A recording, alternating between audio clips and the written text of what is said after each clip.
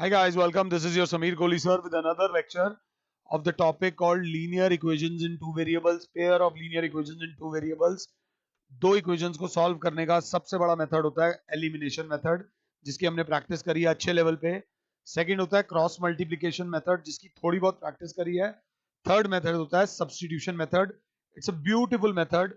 आपने 9th class में इसको करा होगा थोड़ा बहुत, एक आधा क्वेश्चन 9th में वो पूछ लेते हैं, तो इसमें कोई बहुत बड़ा नहीं है. आराम से वो कहते हैं solve for X and Y, और कहीं लिखा होगा बाय सब्स्टिट्यूशन मेथड, तो आपने बिल्कुल परेशान नहीं होना.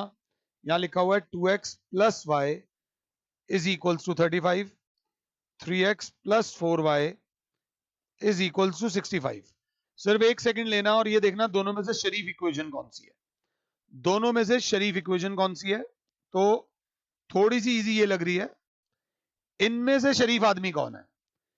इन दोनों में से ज्यादा शरीफ आदमी वाई लग रहा है, तो शरीफ आदमी को अपने पास रखना. शरीफ आदमी को अपने पास रखना मींस क्यों? ये इक्वेशन 1 है, ये इक्वेशन 2 है, तो we have y is equals to 35. Sorry, we have, जल्दबाजी बढ़ी है, we have 2x plus Y is equals to 35. तो ये जो शरीफ आदमी अपने पास रखेंगे, y की वैल्यू आ गई 35 minus 2x. This is the value of y. Now put this value of y इन कहां? फर्स्ट इक्वेशन से ली और सेकंड इक्वेशन में डाली वो वैल्यू. तो in equation 2, 3x plus 4 is equals to 65. बच्चे ने कहा सर आपने y नहीं लिखा, y की जगह लिख दूंगा ब्रैकेट बना के 35 माइनस 2x. आराम से 3x प्लस 35 4 जा 140 minus 8x is equals to 65. अगर देखा जाए तो 140 कांस्टेंट है, minus 65 is equals to 3x में से 8x जाएगा, बचेगा minus 5x is equals to 0. ये एक स्टेप मैंने थोड़ा सा बढ़ाने के लिए कर दिया. 140 में से अगर ये माइनस करेंगे, 140 में से 10 में से 5 गया 5, 13 में से 6 जाएगा 7 इज इक्वल्स टू 5x. तो x की वैल्यू आ जाएगी 75 अपॉन 5, 5 15 जा, x की वैल्यू आ गई हमारी 15. अब जैसे ही हमारी x की वैल्यू 15 आई, हमारी y की वैल्यू जो है वो है 35 माइनस 2x. तो y की वैल्यू है 35 माइनस 2 इंटू x की वैल्यू है 15. तो y is equals to 35 minus 2 into 15 is 30, y is equals to 5. तो हमारी x की वैल्यू आ गई 15 और y की वैल्यू आ गई 5. ये सब्स्टिट्यूशन मेथड बोलते हैं. ये कोई बहुत मुश्किल मेथड नहीं है, ये आपने छोटी क्लास में भी करा होगा, तो ऐसी कोई प्रॉब्लम नहीं है. सपोज आपको ये क्वेश्चन आता है 3x प्लस, दिख रखा था कहाँ गया, 3x plus 2y plus 25 is equals to 0, 2x plus Y plus 10 is equals to 0. आपको जो ठीक लगे वो करो, बट क्योंकि मुझसे पढ़ रहे हो तो मैं छोटी सी टिप तो दूंगा ना आपको. छोटी सी टिप ये है कि इन दोनों में से ज्यादा शरीफ इक्वेशन कौन है. मुझे इन दोनों में से ज्यादा शरीफ इक्वेशन ये लग रही है. इसे मानो इक्वेशन 1, इसे मानो इक्वेशन 2, और इस ज्यादा शरीफ इक्वेशन में से ज्यादा शरीफ आदमी ये लग रहा है. ज्यादा शरीफ आदमी मींस जिसका कोफिशिएंट सबसे कम से कम हो. Suppose 2x plus 3y is equal to 32 हो. अब इनमें से ज्यादा शरीफ कौन सा है? 3 और 2 में से ज्यादा शरीफ 2 होता है, तो इसको अपने पास रखो. 2x is equal to 32 minus 3y. तो x बराबर 32 माइनस 3y अपॉन 2. शरीफ आदमी को अपने पास रखोगे तो कैलकुलेशन कहीं ना कहीं थोड़ी सी ठीक हो जाएगी, ये याद रख लेना. तो y बराबर हो जाएगा माइनस 2x माइनस 10. ये जो वैल्यू आई y की, put this value in equation 1. तो 3x प्लस 2, y की वैल्यू यहां डालेंगे, plus 25 is equals to 0, minus 2x minus 10, तो 3x minus 4x minus 20 plus 25 is equals to 0। 3x में से x जाएगा, 4x जाएगा, तो बचेगा minus x plus 5 is equals to 0। Minus x minus 5 is equals to 0। Minus x plus 5 उधर जाके minus 5 हो जाएगा, माइनस से माइनस गया, x की वैल्यू आ गई 5। अब put x is equals to 5 in y is equals to minus 2x minus 10, तो y is equals to minus 2 into 5 minus 10, y is equals to minus 10 minus 10, y is equals to minus 20। x की value आ गई 5 और y की value आ गई 20। इसको बोलते हैं substitution method. 2x plus Y 2x plus Y. अच्छा, मैं आपको एक दो क्वेश्चंस और दे रहा हूं प्रैक्टिस करने के लिए, तो जरा प्लीज कर लीजिएगा। x plus 2y plus 1 is equals to 0, 2x minus 3y minus 12 is equals to 0। इसका आंसर जो है वो है x is equals to 3, x is equals to 3, y is equals to minus 2। Question number 1। Question number 2 दे रहा हूं, तो class बोलेगी 2x plus Y is equals to 35, शायद ये मैं करा चुका हूँ। 3x plus 4y is equals to 65, तो एक बार आप अपने आप से भी कर लेना। Question number 3, 2x minus Y is equals to 6 और x minus Y is equals to 2। इसका आंसर है x is equals to 4, y is equals to 2, x is equals to 4, y is equals to 2। घबराएगी नहीं class. अगला question है 2 upon X plus 3 upon Y is equals to 13, 5 upon X minus 4 upon Y is equals to minus 2। 1 upon X को a ले लेना, 1 upon X को b ले लेना, 1 अपॉन y को b ले लेना। इसका आंसर है 10th का आंसर है x is equals to 1 by 2, x is equals to 1 by 2 and y is equals to 1 by 3। जरूर एक क्वेश्चन कर लेना और एक थोड़ा सा अच्छा सा दे देता हूं, अगर करोगे तो that is 2ax plus 3by is equals to a plus 2b और 3ax plus 2by is equals to 2a plus b। अगर ये कर दोगे तो मजा आ जाएगा। x की वैल्यू आ जाएगी 4a minus b upon 5a, y की वैल्यू आ जाएगी minus a plus 4b upon 5b। ये आपके 4 या 5 क्वेश्चंस मैंने इस 8-9 मिनट के लेक्चर में आपको दिए हैं फॉर सॉल्विंग। अब एक बच्चा देखेगा सर जिसने लेक्चर नंबर 1 कंसंट्रेट किया हो, तो उसमें मैंने थ्योरी करवाई थी कि कोई भी इक्वेशन सॉल्व होगी या नहीं होगी, उसका नाम क्या होगा क्या नहीं होगा। थ्योरी के साथ थोड़ा सा ग्राफिकल करवाया था। मेरी रिक्वेस्ट ये है कि इन लेक्चर्स के बाद एक बार लेक्चर नंबर 1 देख लेना, सुन लेना, समझ लेना। लेक्चर नंबर 2 प्लस 3 प्लस 4 में मैंने आपको अच्छे लेवल पे एलिमिनेशन टेक्निक करा दी है जो कि ज्यादा आएगी। This is our 5 star technique, ये 11-12 तक भी काम आएगी।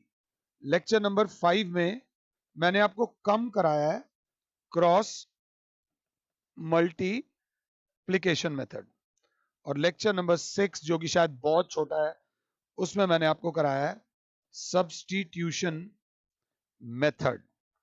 अब क्या आएगा, इसके ऊपर बेस्ड क्वेश्चंस आएंगे, प्लस इस चैप्टर में वर्ड प्रॉब्लम्स आएंगी। वर्ड प्रॉब्लम्स को देखते बच्चा की लाइफ में प्रॉब्लम आ जाती है, बच्चा कहता है मुझसे सॉल्व होंगी ही नहीं। जब मैं भी एज ए स्टूडेंट था तो I used to go through a very tough time, बहुत मुश्किल वक्त होता था। वर्ड प्रॉब्लम्स को सॉल्व करना मेरे लिए काफी मुश्किल होता था। तो जरा नोट्स देख लो। वर्ड प्रॉब्लम्स में ध्यान दे लेना, वर्ड प्रॉब्लम में आपको मैं कह रहा हूं प्रॉब्लम है और आपकी कंडीशन ये है, जब तक स्माइली नहीं ला दूंगा तब तक मेरा काम नहीं होगा। तब तक मैं सेटिस्फाइड नहीं होऊंगा। सबसे पहले इसमें चेयर्स, टेबल, इस टाइप की वर्ड प्रॉब्लम आएगी जो आपको नहीं समझ आ रहा। पेन, पेंसिल वाली वर्ड प्रॉब्लम आएगी। फिर उसके बाद अगर साथ हो तो सिंपल इंटरेस्ट वाली वर्ड प्रॉब्लम आएगी। मैं एक बार देखता जा रहा हूं। Cost price, selling price, profit, loss वाली वर्ड प्रॉब्लम आएगी। आराम से आगे चलते हैं। फिर जो और लेवल बढ़ेगा जब, तो 2 डिजिट नंबर वाली वर्ड प्रॉब्लम आएगी जो एग्जाम में बहुत पूछी जाती है। 2 डिजिट के बाद इजी वाली एक आएगी, फ्रैक्शन वाली एक वर्ड प्रॉब्लम आएगी। फ्रैक्शन वाली के बाद थोड़ी सी बंदे को दिक्कत होती है, एजेस वाली वर्ड प्रॉब्लम आएगी जो कराएंगे आपको।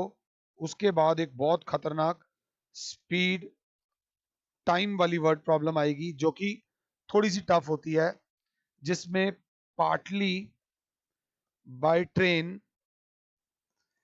पार्टली बाय कार वाली वर्ड प्रॉब्लम आएगी। एक हाईवे वाली वर्ड प्रॉब्लम आएगी। फिर एक कहीं पे टैक्सी चार्जेस वाली वर्ड प्रॉब्लम आएगी जो कि काफी इंपॉर्टेंट है। कहीं पे एक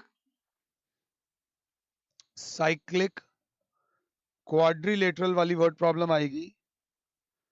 क्वाड्रिलेटरल वाली वर्ड प्रॉब्लम आएगी जो कि बड़ी प्यारी और इंपॉर्टेंट है। कहीं पे रोज एंड कॉलम वाली वर्ड प्रॉब्लम आएगी जो कि रेक्टेंगल वाली वर्ड प्रॉब्लम जैसी होती है। आई कैन गारंटी यू, इस समय मैं जो बोले जा रहा हूं बच्चे को वो नहीं समझ आ रहा। ईमानदारी यही है कि सर हमें नहीं समझ आ रहा। और लास्ट जो वर्ड प्रॉब्लम आएगी वो आएगी अपस्ट्रीम एंड डाउनस्ट्रीम वाली। अगर आप एक्चुअली में अच्छे लेवल की तैयारी करना चाहते हो तो मैंने एक 2 डिजिट नंबर की वीडियो ऑलरेडी यूट्यूब पे डाली हुई है। अपस्ट्रीम और डाउनस्ट्रीम वाली वीडियो मैंने यूट्यूब पे डाली हुई है। ये नोट्स एक बार बना लेना कि क्या हमारे सर ने हमें हर प्रकार की वर्ड प्रॉब्लम करा दी है। फिर एक उसमें वो वाली वर्ड प्रॉब्लम भी आ जाती है कई बार, रूम ए एंड बी। एक वर्ड प्रॉब्लम आ जाती है मार्क्स वाली, ये इजी है, ये कोई बहुत बड़ी बात नहीं है। अब चेयर टेबल इजी है, इसके लिए मुझे आपको तैयार करने की जरूरत नहीं है। मुझे आपको तैयार करना है सिंपल इंटरेस्ट पे। क्या आपको सिंपल इंटरेस्ट का फॉर्मूला पता है? सिंपल इंटरेस्ट का फॉर्मूला होता है P into R into T upon 100। और जब बात होती है एनुअल इंटरेस्ट की तो T ऑटोमेटिकली हो जाता है 1। उस केस में सिंपल इंटरेस्ट का फॉर्मूला हो जाता है P into R into 1 upon 100। मतलब सिंपल इंटरेस्ट का फॉर्मूला होता है P into R upon 100। Please इसको 2 बार लिख लेना, जब इसकी जरूरत पड़ेगी तभी हम सबसे ज्यादा इसमें फंसे हुए होंगे। कंपाउंड इंटरेस्ट, कंपाउंड इंटरेस्ट में एक फॉर्मूला होता है अमाउंट का, P into 1 plus R upon 100 की पावर n। इसके आने के चांसेस थोड़े से कम है। सेलिंग प्राइस और कॉस्ट प्राइस वाले में अगर आपको याद हो, सबसे पहले कॉस्ट प्राइस। कॉस्ट प्राइस वो चीज होती है जिसपे आपको कोई चीज पड़ती है, जितने में आपको खरीद मिलती है। अगर CP is greater than selling price तो आपको लॉस होता है, और अगर CP is less than selling price, अगर आपको मिला सस्ता और आपने बेचा महंगा, इसे प्रॉफिट बोलते हैं। दोनों के केस में सेलिंग प्राइस के अलग अलग फॉर्मूलाज होते हैं। लॉस के केस में सेलिंग प्राइस का फॉर्मूला होता है CP into 100 minus loss percent upon 100। और प्रॉफिट के केस में cost price into 100 plus profit percent upon 100। कृपया करके इसको 3 बार लिख लेना और दीवार पे चिपका लेना। This is very very important. ध्यान से देख लेना। मैंने आपको सिंपल इंटरेस्ट बता दिया, प्रॉफिट लॉस बता दिया, कंपाउंड इंटरेस्ट की वीडियो दे रखी है, अगर देख लोगे तो बहुत बढ़िया रहेगा। और साइक्लिक क्वाड्रिलेटरल आपने 9th में पढ़ा होगा। धीरे धीरे जब मैं वर्ड प्रॉब्लम्स कराऊंगा तो आपको इनमें से मैं और मदद करने लग जाऊंगा।